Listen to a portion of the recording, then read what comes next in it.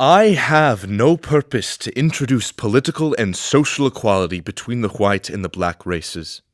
There is a physical difference between the two, which, in my judgment, will probably forever forbid their living together upon the footing of perfect equality.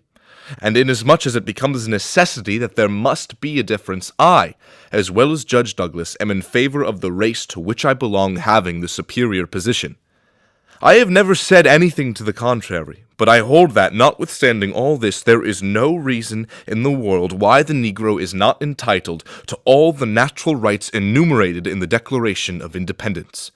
the right to life, liberty, and the pursuit of happiness. I hold that he is as much entitled to these as the white man. I agree with Judge Douglas, he is not my equal in many respects, certainly not in color, perhaps not in moral or intellectual endowment, but in the right to eat the bread without the leave of anybody else, which his own hand earns. He is my equal and the equal of Judge Douglas and the equal of every living man. If we shall suppose that American slavery is one of those offenses which, in the providence of God, must needs come, but which having continued through his appointed time, he now wills to remove,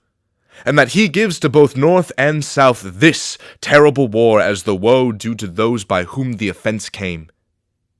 shall we discern therein any departure from those divine attributes, which the believers in a living God always ascribe to him?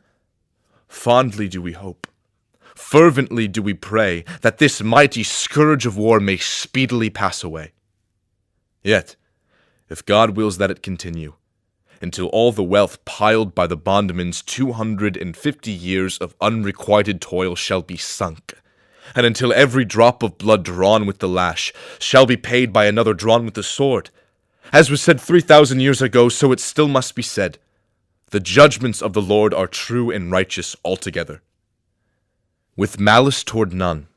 with charity for all, with firmness in the right, as God gives us to see the right, let us strive on to finish the work we are in, to bind up the nation's wounds, to care for him who shall have borne the battle, and for his widow, and his orphan,